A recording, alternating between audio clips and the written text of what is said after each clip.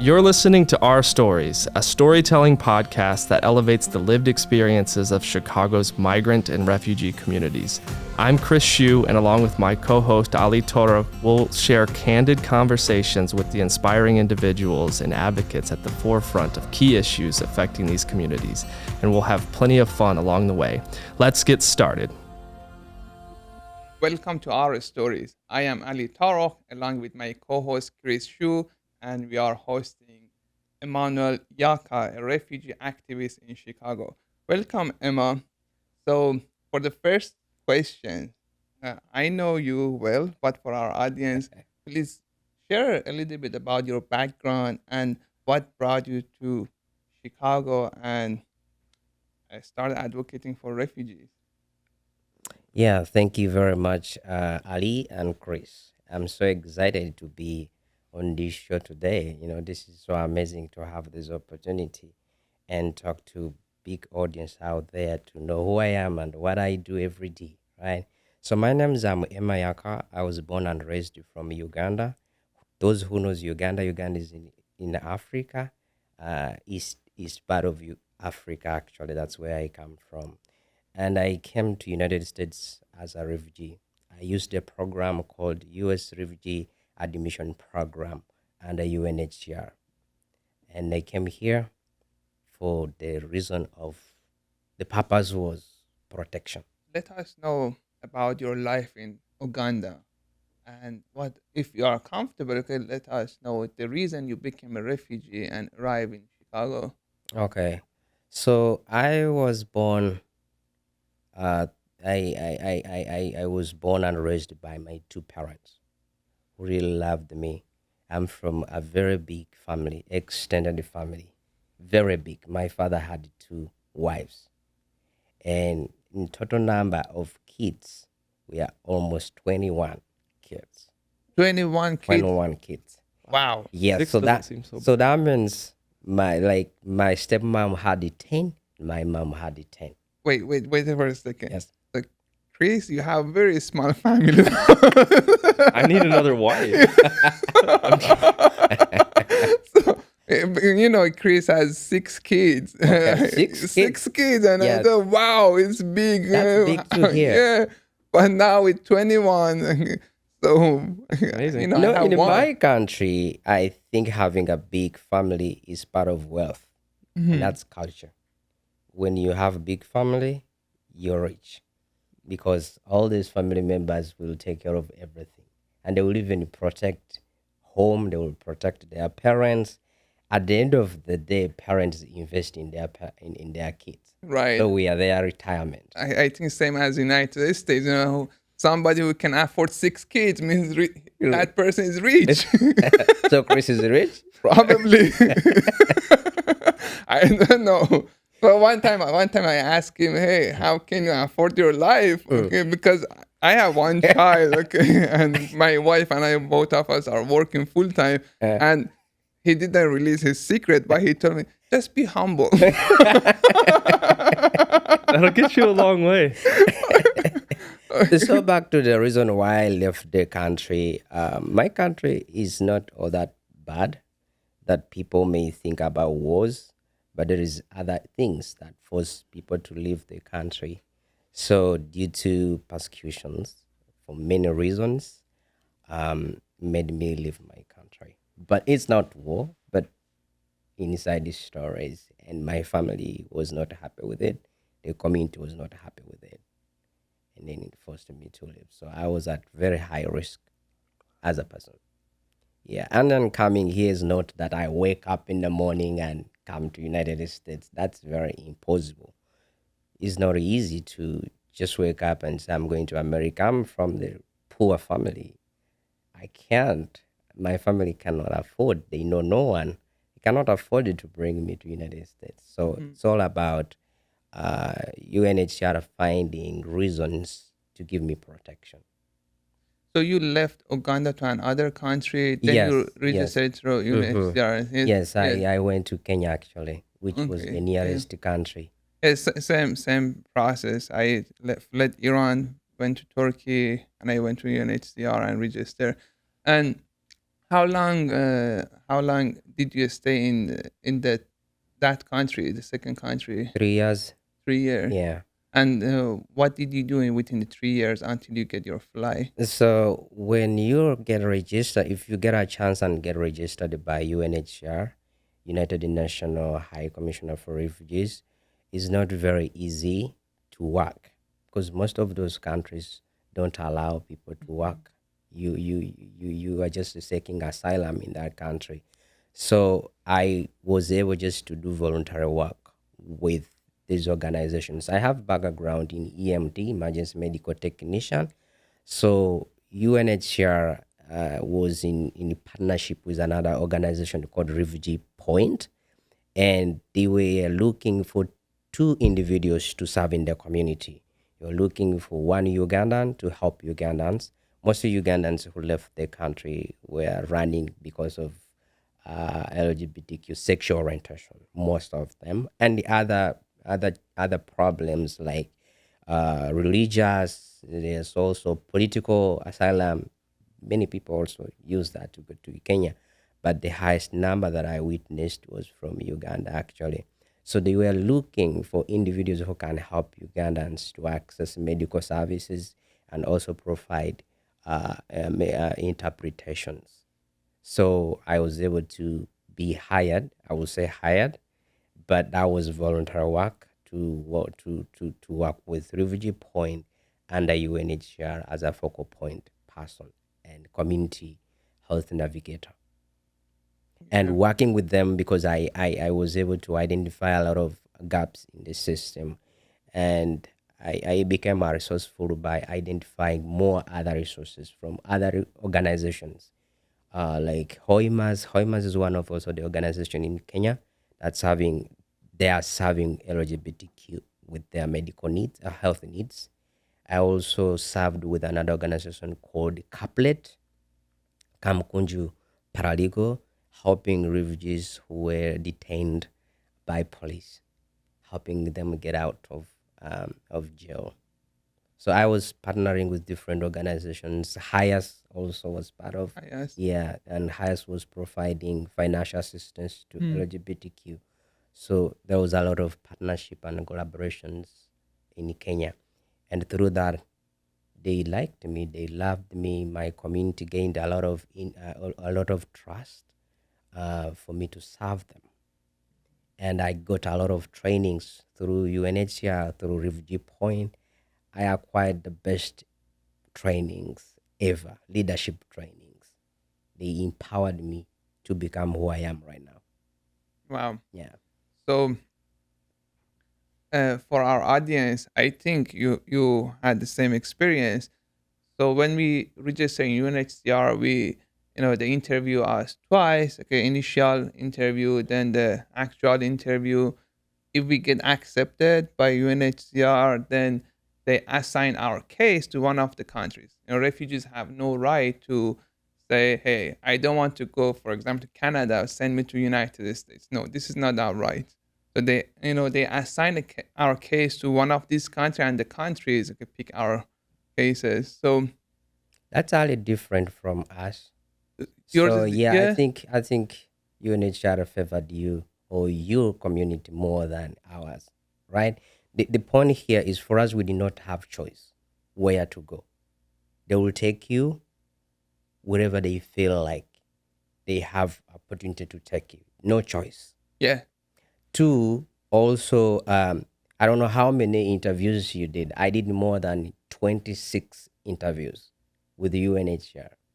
Wow, no, my experience at the interview is different. I had two interviews with UNHCR, then two interviews with the US embassy, not actual US embassy. It was another non-profit ICMC play as a middleman. So one asylum officer interviewed me, and other one. So in total, I had four interviews. But wow, I never. Because for us, every 6 months they do interview. Every 6 months. Now 3 years, and then you have to do interviews with their partners too, just to see if your information is very consistent. Hmm.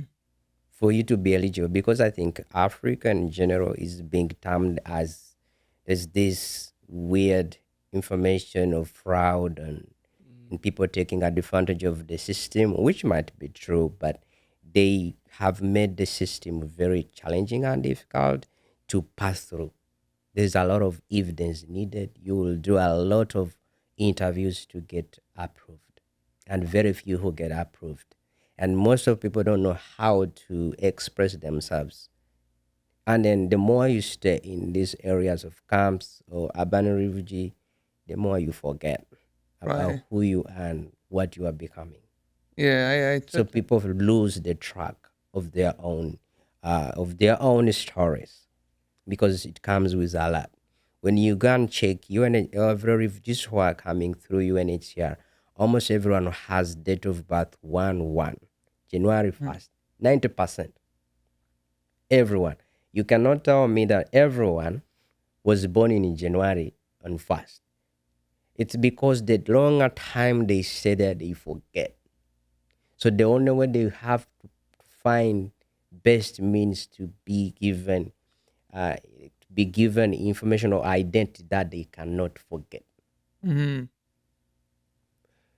You mentioned a few things. I want to just recap a little bit because Mm-hmm. I loved what you were sharing there. And there's the fleeing the persecution in your home country, Mm. and then spending 3 years in Kenya, Mm. and then you took it upon yourself to, albeit it was volunteer work, to say, I'm gonna serve my community here, to meet the needs, to use your expertise as an EMT, to serve, and then you sort of continue this trajectory. So I just want to ask a follow up. Mm. So it's like from day one, you've had a sort of a passion and a desire to serve refugees and to really give back. I'm curious though, having sort of gone through the full, you know, resettlement and placement program, and now to advocate for the rights of refugees. How different, if at all, has your experience been the 3 years you were in Kenya and then arriving in the United States? Can you help us just see a little bit of, like, was there similarities in terms of how it was, or things that you feel like were challenges you didn't recognize until you got to the United States?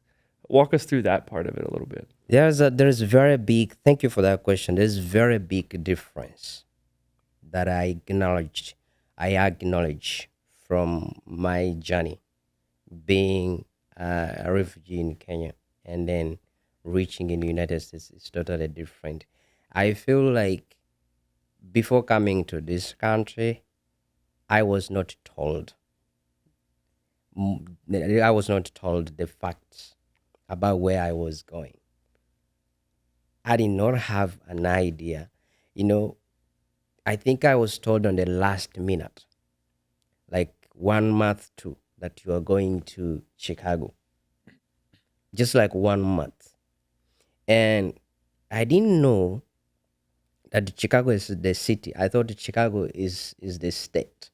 And I was just telling my friends I'm going to Chicago State.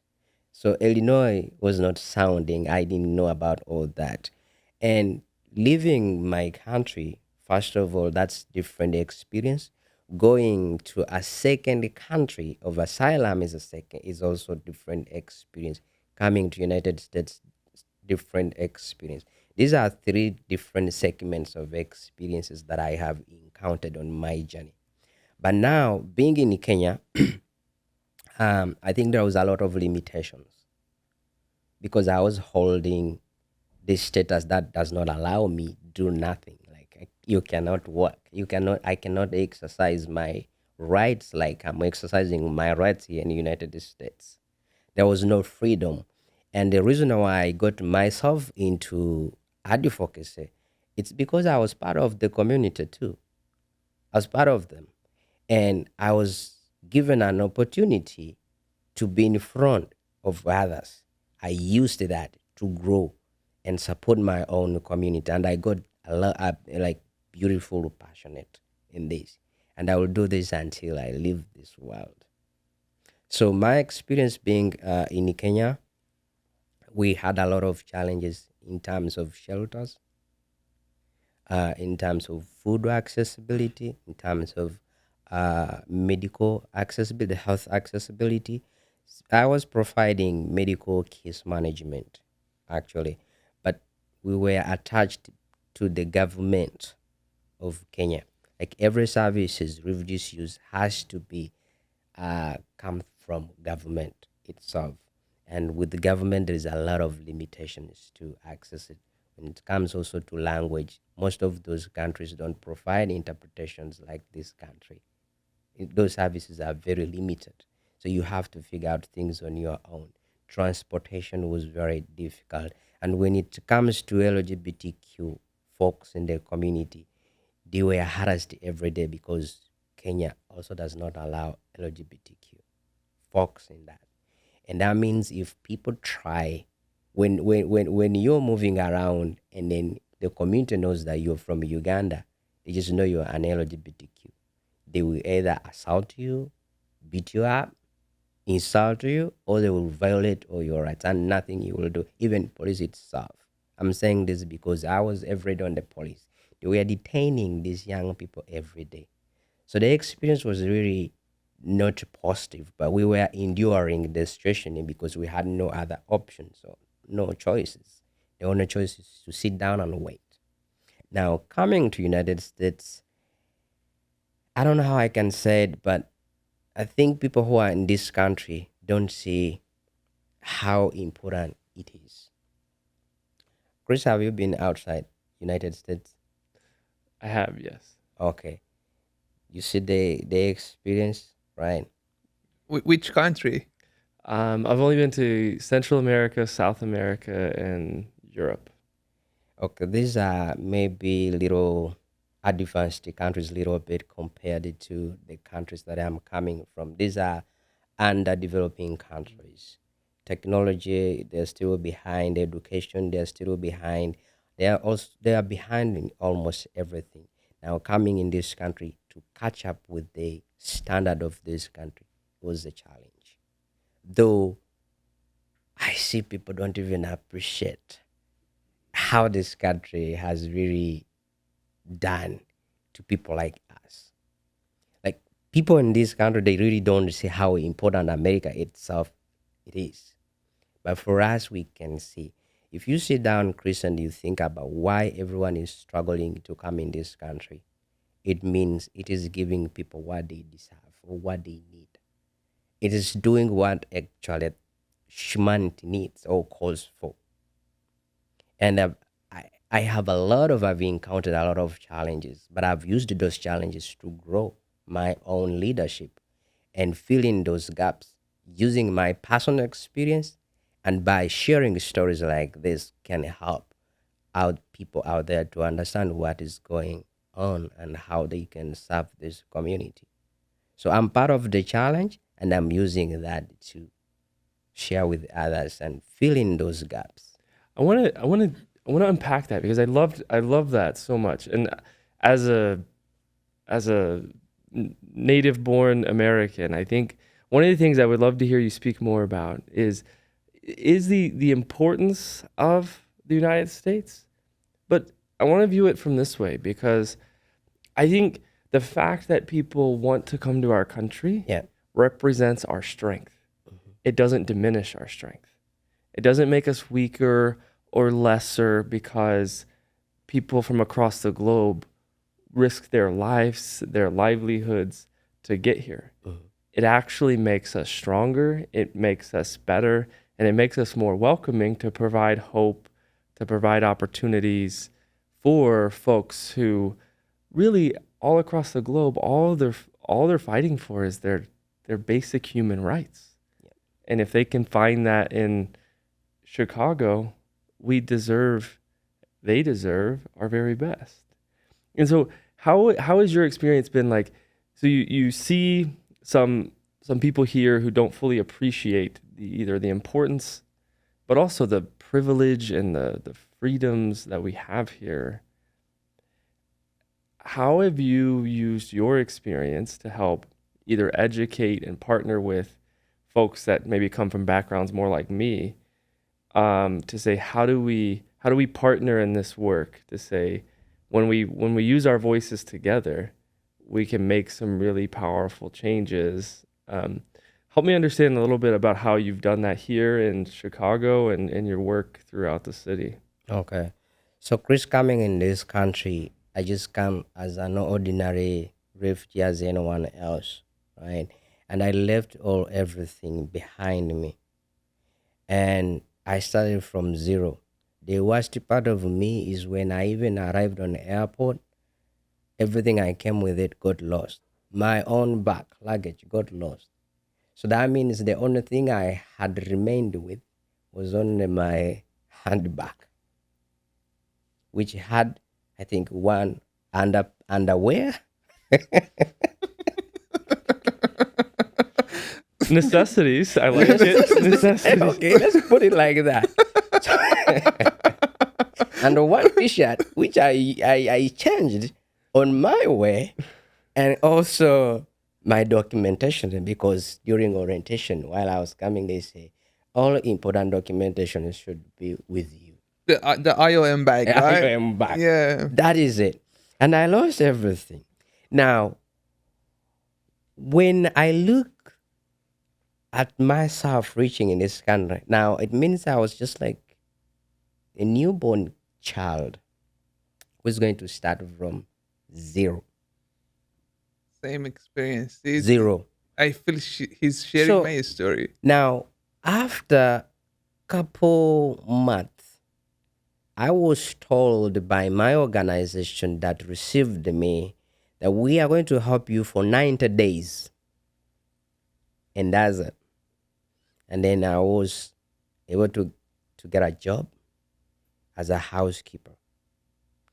And then I worked for 6 months. It was $11. Actually, the job I liked, they did not give me because of accent. They told me I wanted to be a patient transporter in the hospital, transporting patients.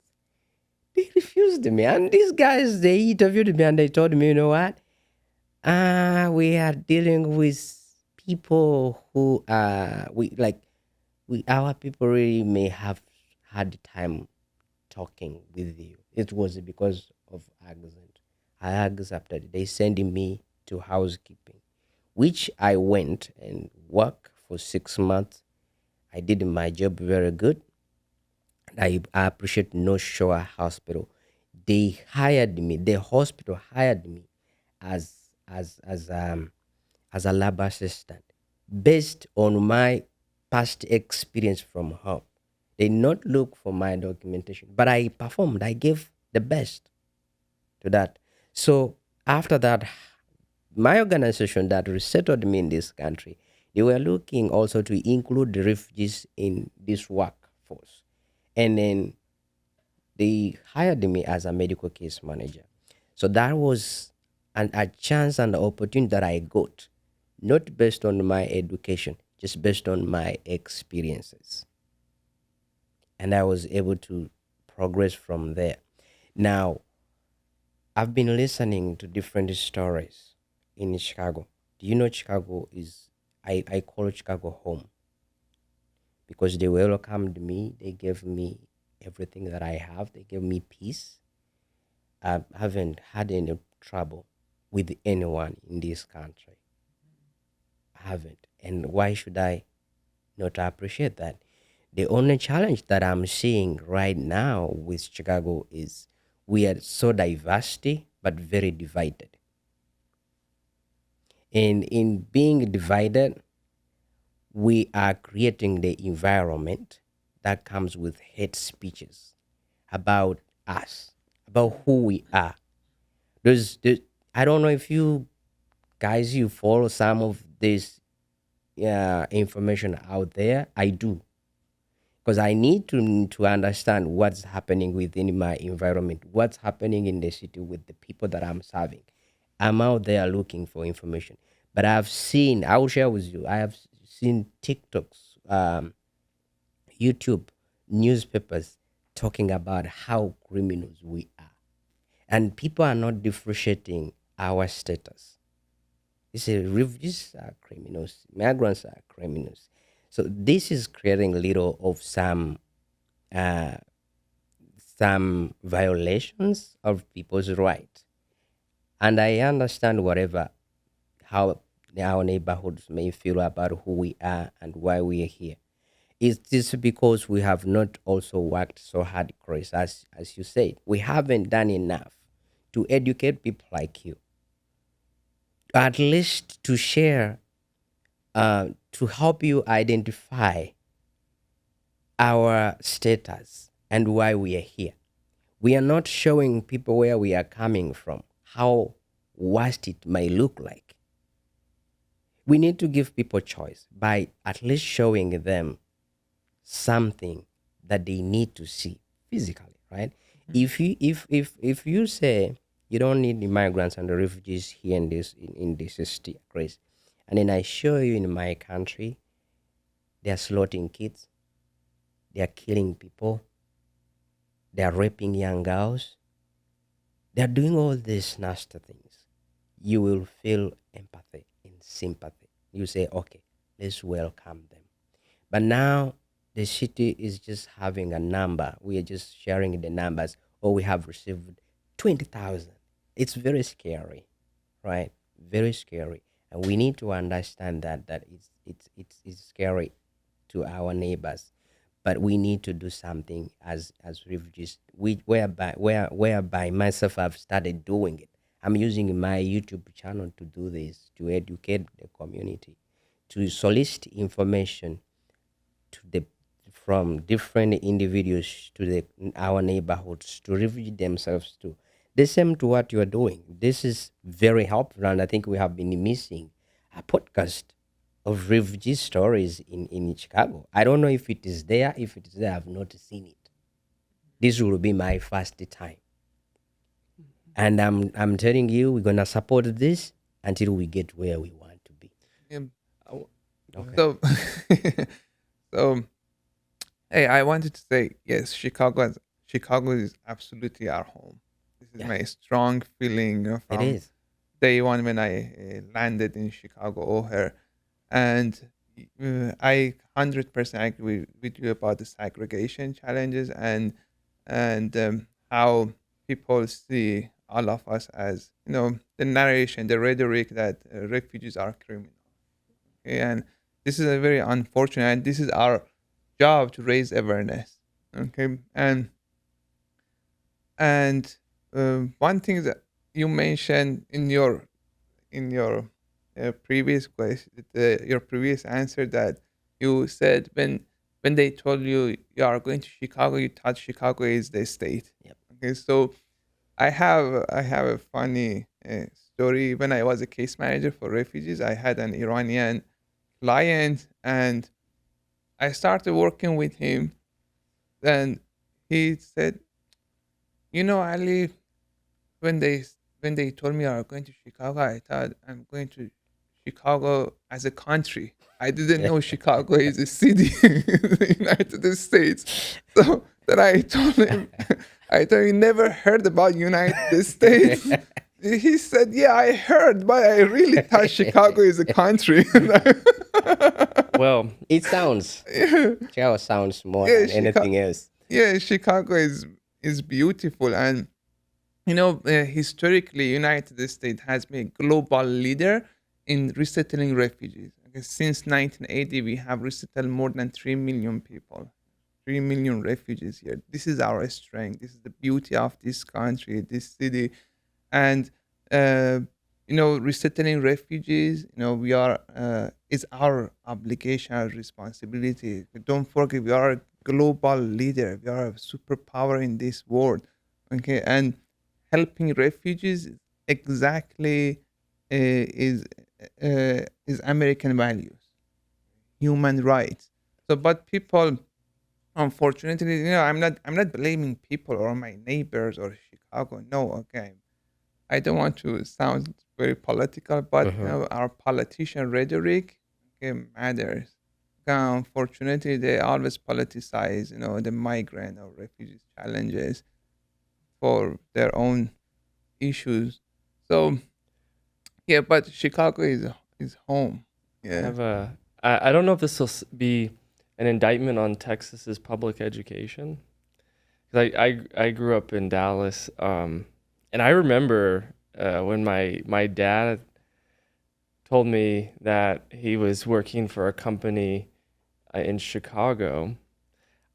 I thought Chicago was a state. So,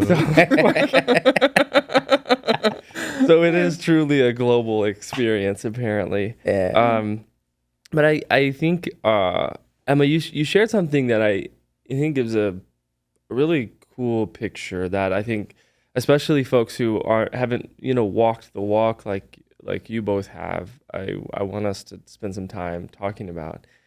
And you talked about one having a month or less of notice from you're going to this state called Chicago, and you get here, and there's this 90 days. Is it Yeah.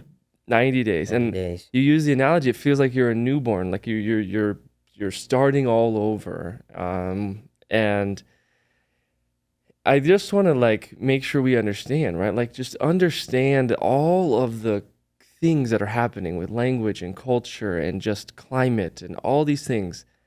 I don't think there's a single person that would say yes, 90 days.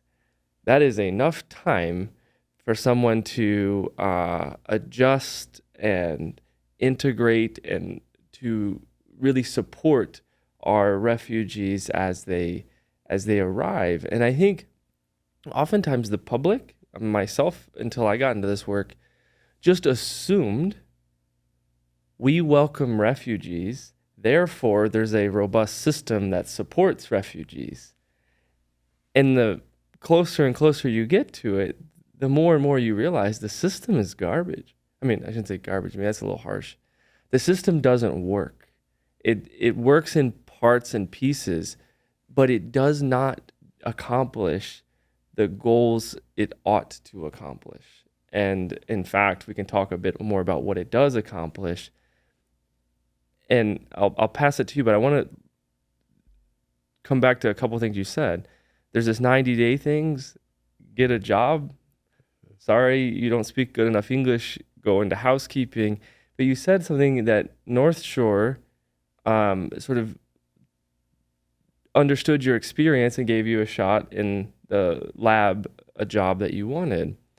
And I think we have to understand that the very fact that we're talking about your journey here and we immediately talk about employment, that should give us all pause. Because while employment is important, but there's so much more that goes into caring about a person, their well-being, their mental health, their physical health, their dreams and ambitions. It's so much more than, hey, Emma, did you get a job and can you work? And I feel like anytime we're talking and hearing refugee stories, so much of it is anchored to, yes, I had to get a job as fast as I can, and then I had to figure out everything else afterwards. And I find that to be a little bit heartbreaking, in that seems to be a pretty ubiquitous, a common story.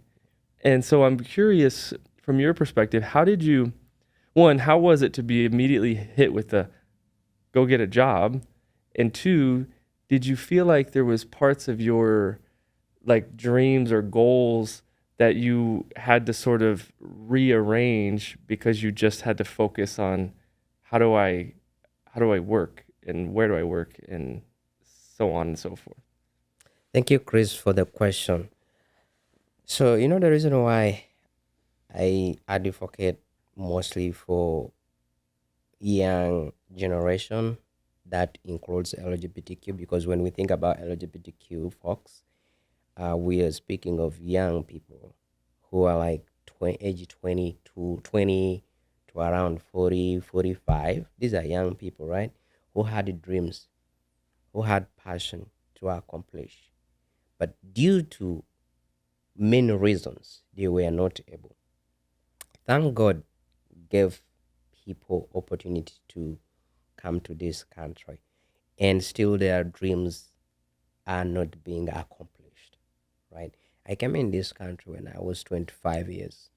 That is very young, but I was single person with no any support beside me, beside just government is support. It's not like family support, it's not like friends to support me, you know, pursue my dream, right? If I was given an opportunity, like, hey, don't start working immediately, start thinking about school, because I wanted to go to school. I would be a very good citizen. I would provide a lot to this country. If I became a doctor, if I became a lawyer, or if I became anybody else that the country wants, I would become that. But that chance was not there. The only chance which was there was to survive. How should I survive? And then there's a difference between surviving and thriving. So my survival mode has been going on for almost 5 years. For someone to fully integrate, I don't know how long you took to feel like you're self sufficient with your family, but it takes up to 10 to 15 years someone to feel like, okay, this is home, to feel like, okay, I have something to base on. We come in this country already with responsibilities. We have left our families in the camps. We have left our, sometimes this system, as you said, is a little bit, I can't say the word, but it's a little bit not okay. How can you leave a husband and you bring a woman, his wife, and then with the kids? How is this person going to survive in this country? And you are expecting to help this person for 90 days. No one can be self-sufficient in 90 days. It is impossible. The system was designed long time ago, maybe 50 years ago. We don't know what category of refugees which was there by then, and was just for those people. It's not for us anymore. There is a need for adjustment. There is a need people to revisit these policies that they put down for refugees. 90 days is not. That is like you have designed the system to fail people. You are not interested of helping people thrive. You're just interested in helping people survive. And maybe when people survive, that is the only way you can feel good about it, if that is the Yeah, this is point. something we always talk about it, that usually people are in their saving mode and providing opportunities to refugees and immigrants. So Chris, you use one term reminded me of, to remind you, use your international English. So wait. So I added a word to it. I used ubiquitous and I said ubiquitous. common. So ubiquitous. Let me tell you, this term, okay, it was really a culture shock to me. For a month I was looking, because this is one word, but it doesn't exist in Farsi, in my language. Okay, you have to explain it. Even when you explain it, it's very confusing. I couldn't understand, what does that mean, ubiquitous. So Yeah. a couple days ago, it's very funny. I received an email. Someone using omnipresent. Oh. Omnipresent is synonym of ubiquitous. So, but another the funny story with the when I started learning English in this country for the first time, when I heard spatula, it was another culture shock for, because when someone started using spatula, I thought, okay, this is a very heavy terms, it's related to the science and No, it's my pancakes, man. so it really sounds like a spatula is really, you feel it's a heavy term. So Emma, we all of us, we know all these challenges. We know 90 days it's nothing. Okay, it's the government is just happy with the numbers. Okay, because as soon as you get your first job, they consider us as a self-sufficient. Okay, it's enough for them. So, but and also we know, okay, at least in our experience, Chicagoans are very, very welcoming. Yeah. I love this city. I don't know. I cannot express my feeling to this city. Tell me, what was your very first feeling about Chicago? What was your first culture shock? Okay, it was funny to you. It's like spatula. It was so funny when I found out the meaning of spatula, or, or ubiquitous. And ubiquitous is in my destiny now. Can you believe omnipresent? So yeah, tell us about your first feeling, your first culture shock here, and it was funny to you, and also your first favorite food in Chicago. My first favorite food in Chicago, I did not find the food that I wanted. Yep, I'll be very honest. So, as I told you from the beginning, I'm from low developing countries, and I was from poor family. So things like fridge, things like microwave, things like gas was not part of our lifestyle. We did not grow with that. To be honest, I don't know you, but for us, no. Now, when I was given a food stamp to buy food, I went and bought food from my food stamp, whole money, and I failed to carry those food back to my apartment because I just bought it. I don't have a car, but I bought it a lot, and I could not carry them back home. That is how stupid I was. Now, I reached food home after like an hour or 2 hours using the train. Now, I could not understand which food goes to fridge, which food does not go to fridge. I left everything there. Within 2 days, everything was smelling. Chicken, milk, everything. And then I ate some of it. My body reacted. Oh, I started itching everywhere. And then I could not go to hospital because I started working immediately, and then they shut down my insurance immediately. So I was just in the house with pain.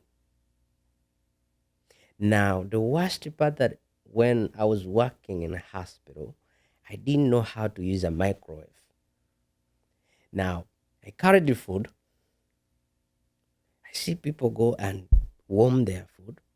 Now, I try to go to warm food. I'm very honest. I know some people, when they share this, they feel like they look stupid. I was that person. No, it's not more, but I was. I went to the microwave, I put food, and then I didn't know which number I should press. Whatever I pressed, the microwave went off. I thought I've broken the microwave. I removed my food. I went and sat. I started eating food. Like every day when I come, I pretend like I'm warming food, but I'm not because I don't want to look stupid from other people to think that I don't know how to use a microwave for almost 2 months. And then I explained this to my friend. I volunteer and say, I'm struggling. I don't know how to use a microwave. They laughed at me, but at the end of the day, he said, okay, let's go and I buy you the microwave and I will teach you. And that's how I started learning how to use a microwave. All these things I did not have it from my background. So it was very hard even just to use. And these are the basic things that even refugees are struggling with. But we feel like they know. We have these assumptions. I did not know nothing up to almost 1 year. yeah. And then when it comes to words, as you say, terminology, me, I've been played so hard by people who with this terminology, and then they make you sometimes you look stupid, look like you don't understand anything. Sometimes. But one thing I learned from my English teacher, because I had to attend English classes, was one thing. When I went to work in a hospital, they somebody asked me to describe the person who assigned me duty to do work. And I could not describe this person. The way I described this person, I think I made everything worse. It's not an appropriate word that I used, but I said it is fat and big person. They just laughed at me and they said, "What are you saying?" I said it was fat and big. I was like, "What is that?" They laughed at me and he said, "You are not supposed to say that." I said, "But I'm just describing what you're telling me." I said, I'm just, is that is it? Because that is it. Because I have British English, and this is American. And then I went back to my English teacher and said, I use this word. He said, no, that's not appropriate word to use. Use this word like huge. And just like some small things was also causing trouble for me at workplace. It's just like pronouncing things, describing Yeah. people, pronouncing names. I really hate pronouncing names because I will mess up. Yeah, this is part of the adjustment. I'm still learning. Anytime when we go somewhere, I always look at my wife that, hey, did that, was I right? Was I good or not? Because I don't know what is appropriate, what is not. So interesting that, maybe I share with you one time or not. But when I was learning English for a year, Emma, for a year, there was a Jimmy John's in, across the Truman College, and every day for lunch hour, if I had money, okay, I would go get Jimmy John's number, and I think number 10 or 11. I don't remember. It was Italian nightclub. I love that. Hmm. Okay, so, and Is it for a spicy? year, yeah, for a year. Okay, when I went over there, the cashier asked me, "Do you want chips?" And I Wow. said yes, because I thought she's asking me, or he's asking me, "Do you want cheese?" And for almost a year, I paid extra for my chips. I never grabbed my. Yes. Then, yeah. Then one day, she asked me, "Do you want chips?" After a year, my English gonna got better. I said, "Wait a minute, say again." And she said, "Chips." I Mm. said, "Hey, for a year I paid for the For chips." extra. Did you get about 100 bags this year? No. Yeah. uh, So, Chris, I wanted to answer your question also. I think there's something you say that what I'm really doing to help my community. I don't know if you know what I do on daily basis. Personally, I work with resettlement agents called Heartland Human Care Services. I am a supervisor running the program called the PC Gaps, Preferred Communities, funded by USIS, and also a program called NRPP. So those programs provides long-term case management, and I have case managers like 6 to 7 of them that I manage, and our caseloads are increasing every day. I also provide direct services too. So that's what I do on daily basis. That is my day job. But beside that, I also I'm elected. I'm serving on different boards. I'm serving as a U.S. Refugee Advisory Board member. This is a board made up of 12 individuals in the country, and they seek for equal opportunities on the table to be included in advocacy, like to include refugees in everything in this advocacy part of work. And this organization is formed by um, by Refugee Council, Refugee Congress, and also Georgetown University from DC. And we went for the training. So I've been serving on that board. It has very powerful individuals in the country. When you get these 12 people and you put them somewhere, they'll get job done. And I'm part of that. I'm so lucky that I'm part of that team. Beside that, I'm also a delegate at Refugee Congress. That means I have the right to talk about things like this in my state. And this refugee-led organization. It's led by mostly refugees, and its partners or alliances, people like you, joining us to support the movement of refugee issues. We always, and that's where we met. Actually, you guys, we met at RCUSA RC's, yeah, yeah, advocacy days. in DC, Washington. So that's the work I do. Personally, I serve my community in my personal capacity. I am a leader in my own community. I serve people from East Africa, Uganda, Kenya, Tanzania, and Congo, Burundi, Rwanda. I serve most of those individuals. So they always come to see me with their issues. I'm like a consultant, and I'm very resourceful because I would get what you need. If I don't get it, I know somebody who may know. And that's what I exactly do. I've served on also as a war refugee co-chair for Chicago for 2 years. I was in the office serving that. So I've done a lot of work and I'm still doing this work. I feel like I'm getting every day I'm getting like good people like you, right? Right now I also signed up to your board, Trellus board, right? It's amazing. And all this is giving me an opportunity to expand my network and also my advocacy in community level, national level, and international. I've been at UN Yeah, twice. twice in Geneva.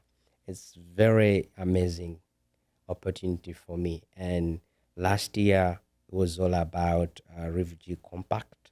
We're talking about the 1951 convention that UN signed. If is that still working or is not working? Hmm. And people have a lot of pledges out there to improve the people's life and protection the world. And this year we went for the conference called CRCP, consultations on resettlement and complementary pathways. They are trying to expand different pathways that includes family reunification, community sponsorship programs, education. They are trying to use different channels to provide protection to people because displaced people in the world, the number is just hiking up every day and we don't know what we can do.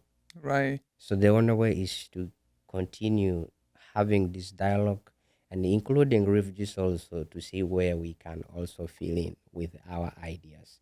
Maybe our experiences, our stories may make sense or may help.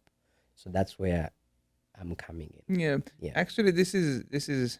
Uh, it was my next question for you. And before I ask you my question, during the Black Lives Matter movement, it was a couple of years ago. I was very involved, not as an organizer, but as a supporter. Go protest with my wife, and I talk a lot about it in my social media accounts. And some Iranian started asking me, "Hey, what are you doing? Why are you Yeah. Okay, so you are not black. This is not your issue. Okay, so why are you so active in Yeah. that movement, talking about it?" Then one thing I mentioned that, at least in my personal interest, because I'm really worried the next knee goes on my neck. Yeah. Okay, so let me give you an example, Chris. One day, so it's for our audience.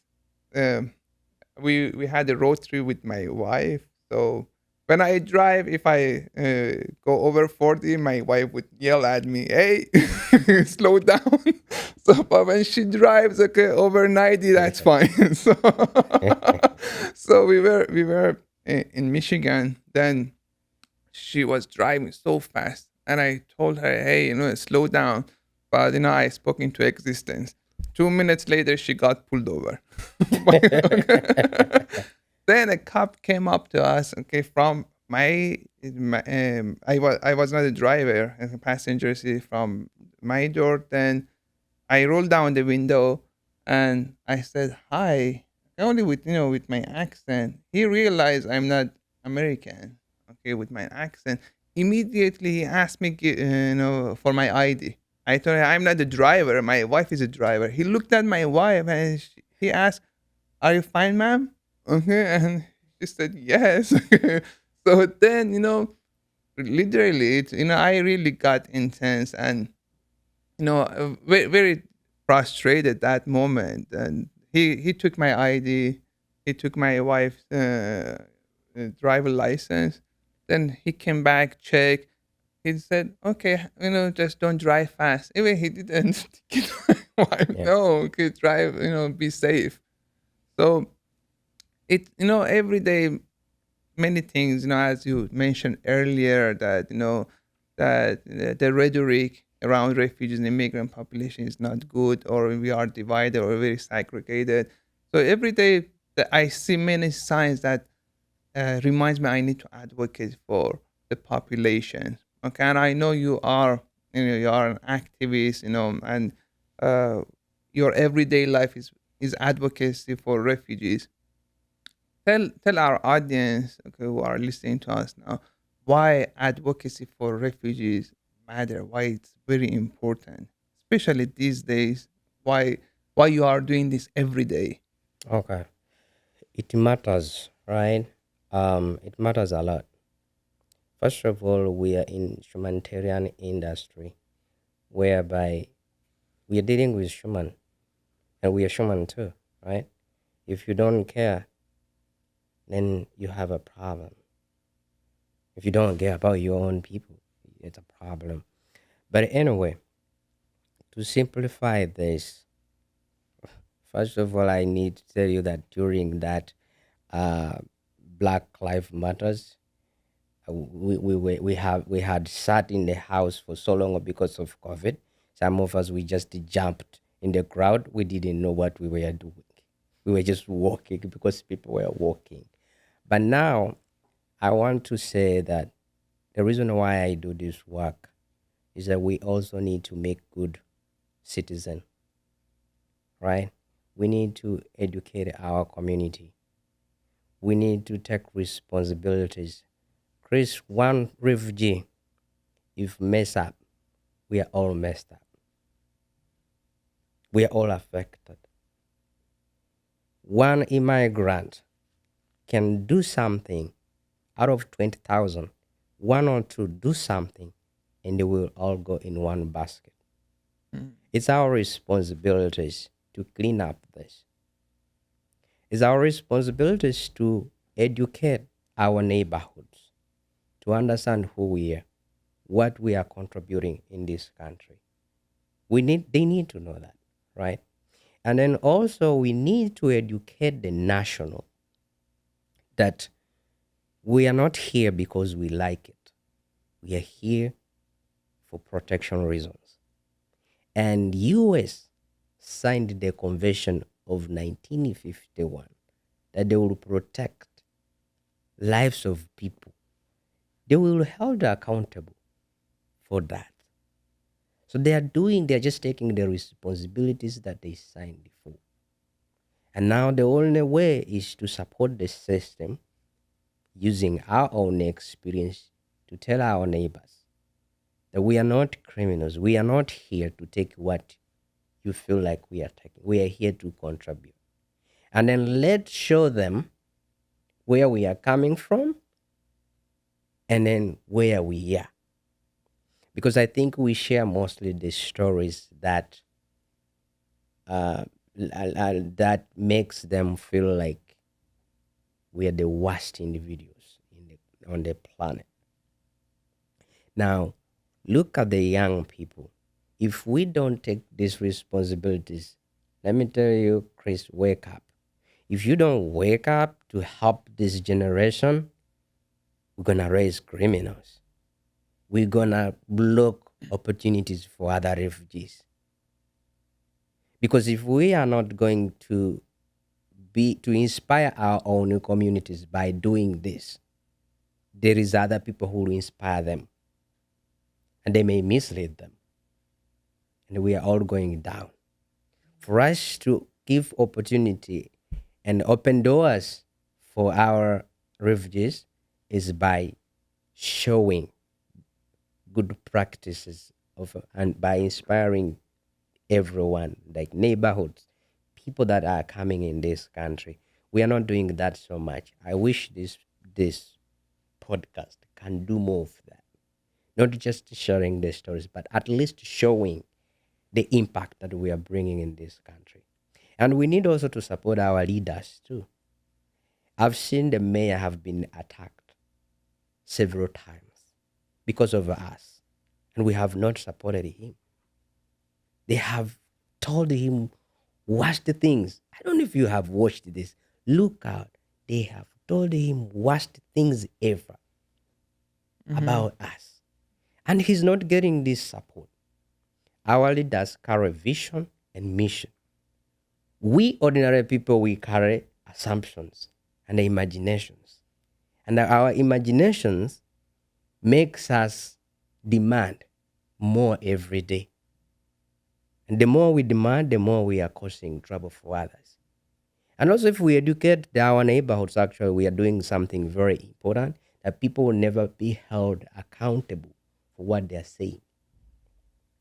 I want Trellus storytelling to solicit resources to work on public education by using different platforms like this. We need the resources because you cannot do this work. You need the resources to have public refugee education. And this will make our city more welcoming. The city is dividing because of our own stories. They are hiring refugees. They are firing Black Americans. These are my community that I also love, but we are also divided. We are divided. Mostly I'm a Black African, Black Americans. We are also divided on our own ways. But how can we correct that? Just to make sure that we are brothers and sisters, it's by also helping them learn. I will not blame them. They have insulted, they have said a lot about refugees and immigrants.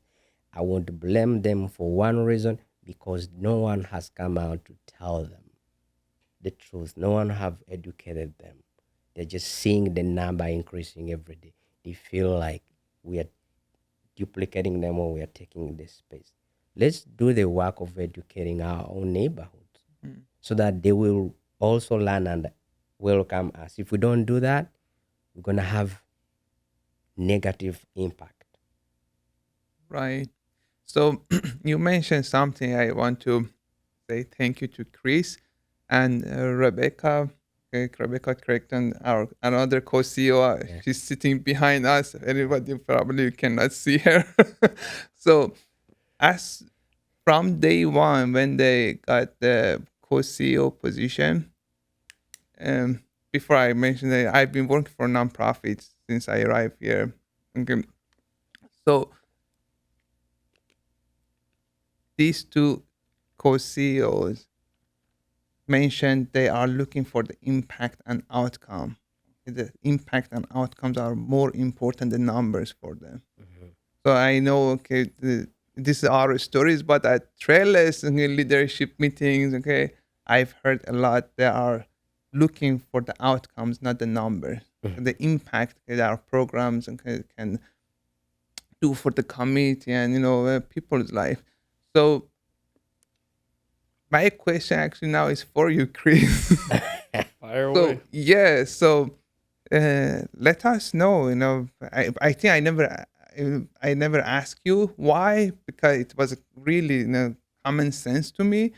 But now Emma mentioned it, I really understand. For you, the outcome impacts have been much more important than the numbers. Tell us why. Yeah. Okay, so you're gonna get me in trouble. You can ask You're Rebecca. gonna get me in trouble. No. So to focus on and I want to be really clear about this. If you're in the social service space, and specifically if you're serving vulnerable populations, and your indicator of success is numbers, you should quit. You're focused on the wrong things. They should. They should leave. You're right. And because you're working in a system that is built on exploiting the vulnerable. And so until you realize that you are working in a system that doesn't affect the change you're seeking to affect, stop focusing on the numbers. And what you do is you say, I understand numbers are they're a reality, but until I can use the numbers in a way that affects the change I want to affect, that's it. If you can't get there, quit. Like, if my colleague Rebecca and I didn't align on that, we shouldn't have the jobs. And that's my challenge to anyone in this space is if you find yourself focused on the numbers, it's because you don't know the issues. Educate yourself. Mhm. And I think I appreciate it both, working as closely as I do with you and others, and Emma hearing your stories and expertise, because you guys are the experts. I am not. You've lived it, and you have, as John, a previous guest, reminded us, lived expertise. And it is my responsibility as a person of privilege to say, how can I influence the system to support the vulnerable?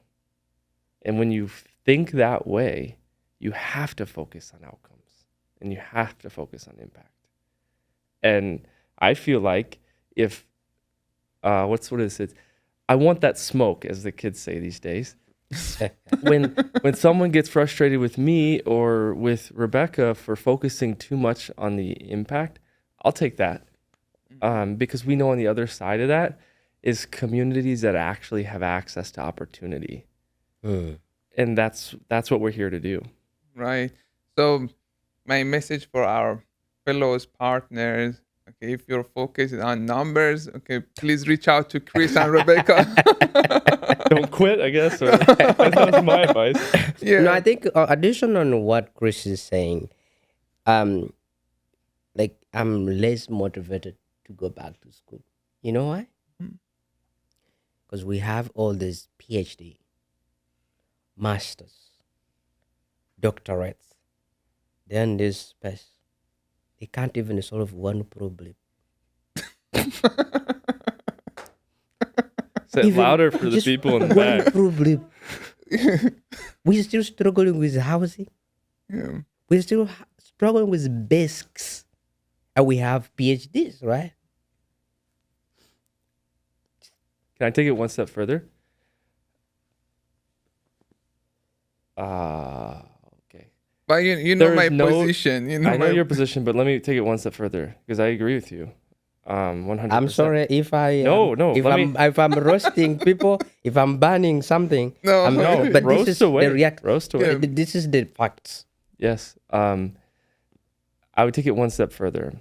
And this is not to, I'm not saying any individual thinks this, but there's no desire to change the system because industries are propped up by it. There's a lot of commercial interest in it.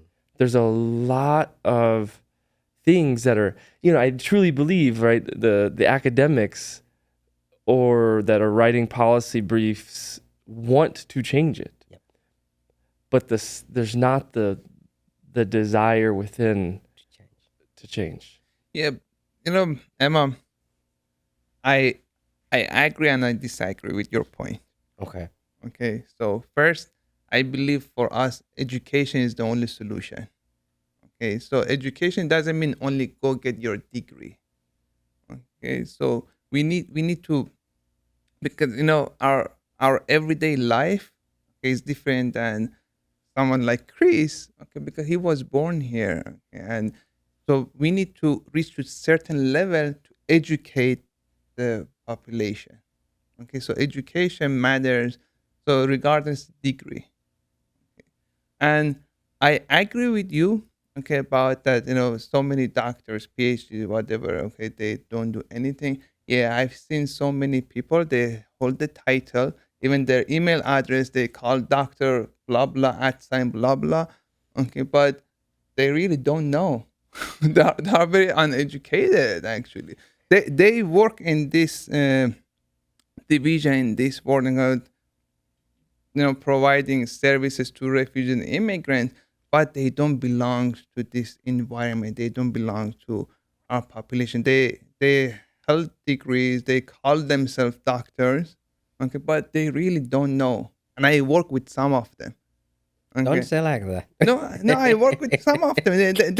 They really don't know, and and it's very frustrating when I had to, reach to that point. I needed to educate them about our challenges, our issues, then working with those people really motivated me to Mm. go and get my degree. You got your degree. That's good. Get my degree and tell them, okay, doctors, I'm a doctor. Let's educate you. Let me train you now. Yeah. But I think one of the things we have to remember is that in Emma, your comments, I love that because it's in the context of advocacy, right? Yeah. In the context of advocacy, unfortunately, the letters before or after your name don't really mean anything. And I think one thing we have to remind ourselves, and yes, of course, education's important, and but one of the things I think sometimes we have to remember that we're not in this alone. And it doesn't matter how high you get on the org chart or how many degrees you have, our strength lies in when people from different backgrounds, different perspectives can come together, have an open discussion, learn something, and then walk together towards something. And I think in our case, it's to addressing some of these issues in the ways in which we're able to. And that's the picture I hope we present is, no one has all the answers. But I think what we should be able to know is, and I'm sure there's times I've said the wrong things, but I hope you always trust where my heart is at. And I think one of the things that I appreciate about this discussion, and I hope we continue, is really try and see people's heart. Like it takes a certain amount of trust, but get past the labels and the whatevers and just be human. Mhm. Like that's it. And I think when we do that, some of those other issues all fall by the wayside. And Right. And Chris, sorry, Ali, I appreciate education is very important. Do we have access? It's very difficult. Very Good. difficult. Yeah, If I navigating. had access, well, I wouldn't feel demoralized. But I'm demoralized because I even don't have an accent. I don't have any access. Or maybe accessibility is there, but there is no resources. Mhm. I've tried.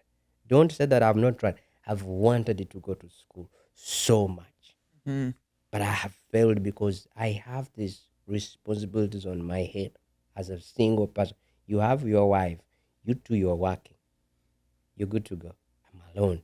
Mhm. Again, these labels that we are talking about, there is disconnection. Let's think about disconnection levels. You are not, your title cannot relate with what you are serving. You are too far, right? Even you just relating with me, a person who's not educated, you don't feel comfortable because you feel like I'm not at your level. So the relationship causing this huge disconnections. It's not allowing people learn or relate based on what people are going through. And then when you look at refugees, this, if you don't stop what you're doing and you think who you are serving, then you don't know what you're doing. We are here because of them. If they're not there, we wouldn't be here. You might be maybe supervisor in housekeeping somewhere, Right. right? You might be maybe working in a bank because you look like somebody who should be working in bank, right? Right? So, so we are here because of these people. But if we don't remind ourselves about that, and we think about on our titles, our positions, our power, which are not translating to our community, is very bad. Yeah. I just want to correct one thing that was said. You want to say something? The banker. Forgive me for this. I'm not trying to correct you, Sorry. Emma, but you said something there that I want to comment on. You have not failed. You have not failed because of access to higher education or any of those things. I think one of the things that's actually remarkably powerful is the resilience you show to say, even while working in a system that stifles access to things that you know will help you advance and move up, even in the face of great adversity, you still show up every single day and say, my community, my city are worth fighting for. And sometimes that means your dreams have to die to provide access to someone else's dream. And that is a noble thing. So thank you for doing that. Perfect. So, like, people really don't differentiate the vulnerabilities that we come with in this country. And I think they have put all of us in one basket, right? And we don't all match in those resources that are there. When you're single individual, your source of income will always look different from the family, from the refugees with the family or who have wife, right? Even resources from government, that's from DHS offices, public benefits, right? And even when it comes to Medicaid, when it comes to opportunities in terms of jobs, schools, everything, it's very hard when you're single because you need to take care of yourself. And there is no any support around you. And then we are forgetting that we have also elders. Let me tell you one thing that I've witnessed and I feel so bad about it. We have refugees who come here with additional medical conditions, right? Mental health. And they don't even qualify for some of these resources that are available for them. You find a like has single mom with medical condition and is like in 60s or 58 plus, cannot qualify for any exercise or any help, and this woman cannot even go to work, and then the resources that are available, she doesn't qualify. It forces her to work and she can't find a job. People who have limited English, I came when I speak little English, it's better. There are people who are completely zero English. Those ones also, they have different vulnerabilities in terms of work, in terms of navigating the system, and even just understanding their own lifestyle in the country is totally different. We have kids, we have single moms. You find a single mom with at least 4 kids, and none of them at school, and none of them work. And she can't go to work because all of them are kids. And then the resources are not there to accommodate those moms. They are also going in the same level like everyone. It's after 90 days you're done. Single mom. So there's a lot of different levels of vulnerabilities that we are not acknowledging yet. We want the system to be revisited. Policies needs to be revisited. Housing policies should be revisited. And right now, I don't look at the housing as a problem. I look at the factors of housing. Because when you think about housing are there. But what are the factors, limitations that are making people not to get it? That's right. Yep. Thank you. And I know we talked about dreams in a slightly different context, but I'm going to ask you a creative question. If you could give us a turn in this seat and you were hosting the podcast, who would your dream guest be? My dream guest. Can I do more than one? Sure. They got a couch. What's your list? Yeah. First of all, the first person that I'm thinking in my mind is the mayor of Chicago. That would be my first person. I feel like he needs our support.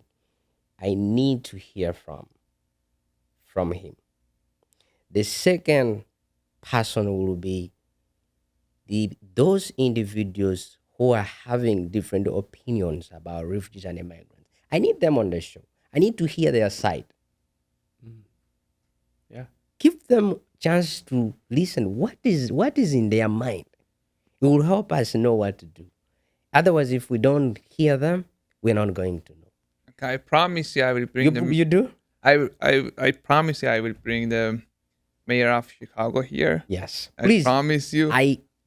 Invite me I to will sit do somewhere. I maybe. will do my and I will invite you Please, to be invite me. yeah. I will sit somewhere and then just wait to say hi to him. I wish if I have an access to his office. Definitely I'm we will telling send you. this message to his office. Thank you very much. Yeah. Thank you but those are the two individuals that I'm looking at. But on the global space, I want to hear more about people who open the opportunities for us to come in this country. Mm. We're talking about people like Obama. I came in Obama's time. It was between. So I had very many questions for him. I had million questions for him.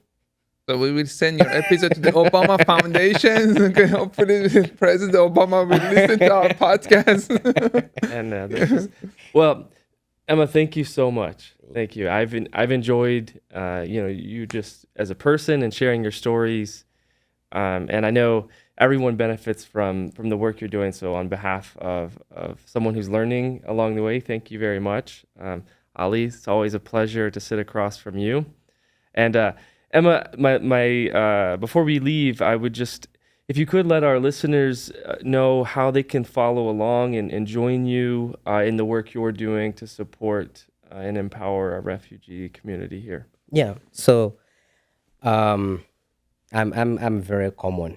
Very common. I think I'm easily to be identified. I have LinkedIn account whereby people can find me, Emma, EMMA, last name Yaaka, YAAKA. I work at Heartland Humanitarian Services. I'm in the office every Thursday and Friday. People can just walk in. Our office is open for everyone. They can also find me through you. Through you, people can access me.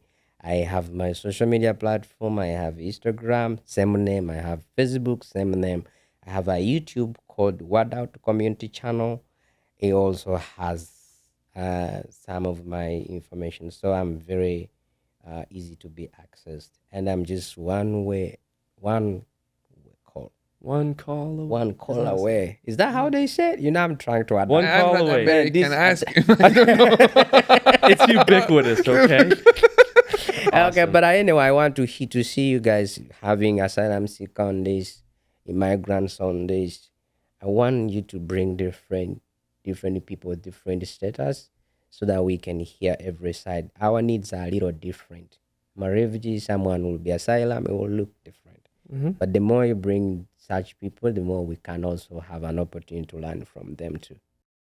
Thanks for tuning in to Our Stories and joining the conversation. To learn more about the podcast or get in touch, you can visit us at ourstoriespodcast.com or find us on social media. Our Stories is recorded in Chicago and co-produced by Trellus and Flex Tech AI. We'll see you next time.